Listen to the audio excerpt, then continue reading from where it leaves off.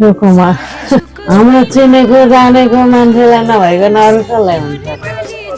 यस समृद्ध आवासमा हामी चाहिँ आज चाहिँ समानुपातिक हाम्रो र हाम्रो उपत्यका समुदायको चिनापन्छीको लागि हामी आइपुगेका छौँ र हामी साथीभाइ सबै यहाँ उपस्थित भएका छौँ।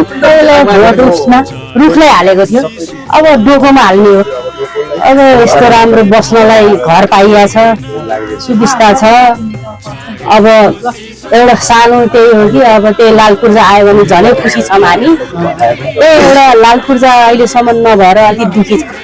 सबैजना दाजुभाइ दिदीबहिनीको चुक्ता हुने पनि पाएको छैन, कोहीको चुक्ता हुनै बाँकी छ। नमस्कार, मेरो नाम कृष्ण परियार हो। अनि पानीको लागि पनि यो हामी यहाँ बस्न आएको बेलादेखि यो पानीको लागि उहाँले धेरै लड्नुभयो, ढलको लड्नुभयो, यस भाइले त्यतिकै गर्नुभयो, हुकुमत सरले त्यतिकै गर्नुभयो। हामीलाई त अब एउटा मेन कुरो हामीलाई यहाँ लाल पूजा हो। लाल पूजाको लागि हामीलाई लाल पूजा चाहिँ दिनेश भाइले चाहिँ पहिल्यैदेखि नै यहाँ लड्नु भएको थियो। एउटा घरलाई चाहिँ एक एकवटा लाल पूजा बनाउनु पर्छ भनेर उहाँ पहिलादेखि लड्नु भएको। हाम्रो धेरै सङ्घर्ष गर्नु चाहिँ र उहाँ जस्तो मान्छेलाई चाहिँ हामीले भोट्न चाहिँ कसले दिने हो। दोकान होइन हो, दोकानमा अब पहिला त चाहिँ सुजमा हालेको थियो, काम छैन होइन। अब दोकान हालेन। अब यहाँ बसेको 20 वर्ष भइसक्यो हामीलाई लाग्छ। यो लुमुटी 200 गरी घर बनाएको रहेछ पहिला।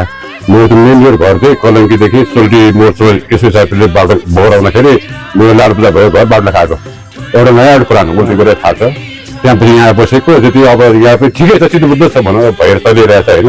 पहिला हामी आफूले यस्तो भाडा बत्ती टल्थ्यो ठाउँमा हामी उहाँको लागि धान्छ भन्नु पर्ने त्यो कुरा त उहाँ जान्छ यो अरे दिनेश भाइ उठेको कारणमा त हामी त म चाहिँ त्यस्तो राजनीति हुने मान्छे होइन, म त साह्रै सिलो मान्छे है, आफ्नो काममा खाने मान्छे म त है। त्यही कारण म चाहिँ त्यस्तो साह्रो बोल्नु पनि आउँदैन। अब यहाँको यहाँ बसेको नागरिक पनि म आफ्नो क्षेत्रलाई के भने उहाँको चिने मान्छेले म फलानु पायो रिस उठाएको छ, उहाँलाई सहयोग गरिदिनु। हामी चाहिँ दिनेश दाइले गरेर नै हामी आएको हो। उहाँले धेरै पहल गर्नुभएको, हाम्रो लागि चाहिँ धेरै नै गर्नुभएको थियो। उहाँ हुनुभएकोलाई सायद अहिलेसम्म हुनुभएकोलाई उहाँले चाहिँ धेरै राम्रो गर्नुहुन्थ्यो। तर अहिले अब भए पनि हामीलाई बस्नुको लागि त हामीलाई सबै कुरो छ होइन। हामीलाई अब समस्या नै आइरहेको छ, अब लाल पूजाहरू छैन, यताउति छैन।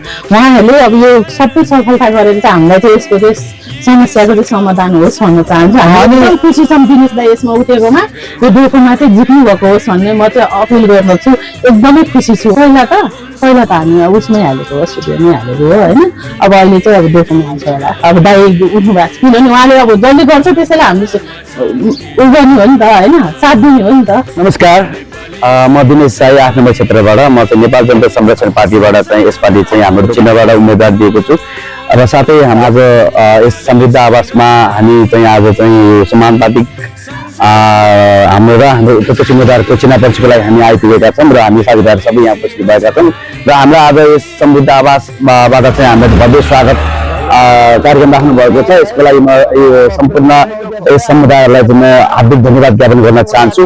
र यो बस्तीको कुरा, यो बस्ती चाहिँ हामीले आजभन्दा 20 वर्ष अगाडि चाहिँ हामीले 8 नम्बर क्षेत्रबाट चाहिँ हाम्रो सडक विस्तार जुन विष्णुमती लिङ्क रोडमा हामीले परियोजना हुँदाखेरि हामीले त्यहाँका स्वभाषीहरूलाई हामीले चाहिँ त्यहाँ पुनर्स्थापना गर्नुपर्छ, वैकल्पिक नभइकन कुनै पनि बस्तीहरू हटाउन पाइँदैन भनेर हामीले चाहिँ आवाज उठाएर र ती आवाजहरूलाई नै हामीले चाहिँ उहाँहरूको सरकारसँग हामीले चाहिँ फाइट गरेर आज चाहिँ हामीले यो 20 वर्ष अगाडि हामीले यो बस्ती चाहिँ स्थापना गर्न हामी सफल भएका छौँ। र यो अहिलेको राजनीतिक दलहरूले कुनै पनि अभियन्ताहरूले अहिले जति पनि यो अहिले यो स्वभाषीहरूको हकहितको लागि काम गर्ने भनेर राजनीतिक दलको रूपमा जुन आइरहेको छ, उहाँहरू खालि अहिले हाम्रो गफिक मात्रै कुरा भइरहेको हुनाले चाहिँ अहिले हामी चाहिँ स्वयं हामी चाहिँ यस अभियन्ता भएर हामीले चाहिँ यो बस्ती नै हामीले चाहिँ विकास गर्न सफल भएको कुरा पनि जानकारी गराउन चाहन्छौँ। र अहिले जति पनि 8 नम्बर क्षेत्रमा यो अहिले त एउटा चाहिँ हाम्रो यो नमुना मात्रै हो। 8 नम्बर क्षेत्रमा यस्तै समस्या भएको धेरै हुनुहुन्छ। त्यो जुन ठाउँमा अहिले कुनै ठाउँमा लाल पूर्जा छन् भने कुनै ठाउँमा चाहिँ लाल पूर्जा छैन र यी कुराहरूलाई चाहिँ हामीले हाम्रो यो नेपाल जनता संरक्षण पार्टी डोको चिन्हमा यदि उम्मेदवार हामी विजय भयौँ भने हामीले आवास नीतिको कुराहरू उठाएका छौँ। जुन आवास नीतिबाट चाहिँ त्यस क्षेत्रमा 8 नम्बर क्षेत्रमा भएका यस्तै अहिले हामीले चाहिँ त्यो ठाउँमा कुनै पनि घरबारबिन भएकोहरूको लागि चाहिँ हामीले यसरी नमुनाको घरहरू बनाएर सरकारी निकायबाट चाहिँ उपलब्ध गराउने एउटा चाहिँ हाम्रो प्रतिबद्धता छ भने त्यस्तै हाम्रो अहिले लाल पूर्जा भएका ठाउँमा पनि जुन ठाउँमा हाम्रो क्षेत्रमा चाहिँ अहिले चोक गल्ली छ, जुन अहिले जीर्णोद्धार अवस्थामा छ, 72 सालको भुइँचालोले झनै जीर्ण अवस्था बनाइसकेको हुनाले त्यस्तो क्षेत्रमा हामीले चाहिँ यो संयुक्त आवासको नीति ल्याएर चाहिँ त्यस्तो ठाउँमा चाहिँ सरकारी अनुदानबाट हामी घरहरू चाहिँ बनाएर चाहिँ त्यो ठाउँमा चाहिँ हामीले चाहिँ एउटा चाहिँ धार्मिक र सांस्कृतिक क्षेत्र भएको हुनाले चाहिँ त्यो भएको सांस्कृतिक अनि मात्रै पुरा हुन्छ जब चाहिँ हाम्रो बाहिरी क्षेत्र मात्रै सहरी क्षेत्र मात्रै झिलिमिली भएर भएन, चोक गलीहरू पनि राम्रो हुनुपर्छ भन्ने चाहिँ हामी चाहिँ हाम्रो नेपाल जनता संरक्षण पार्टीको एउटा धारणा पनि हो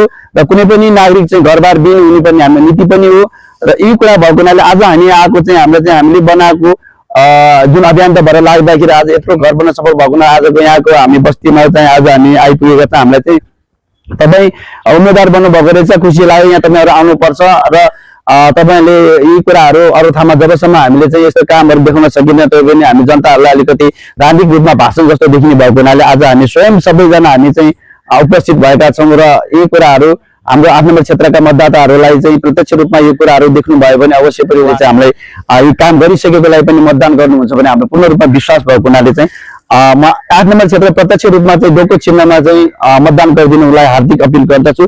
साथै हाम्रो समानुपातिकमा चाहिँ हाम्रो साथीभाइहरू सबै हुन्छ, देशैभरिका सबै सम्पूर्णलाई पनि डोको चिन्हमा मतदान गर्ने हुनको लागि म हार्दिक अनुरोध गर्दछु। धन्यवाद।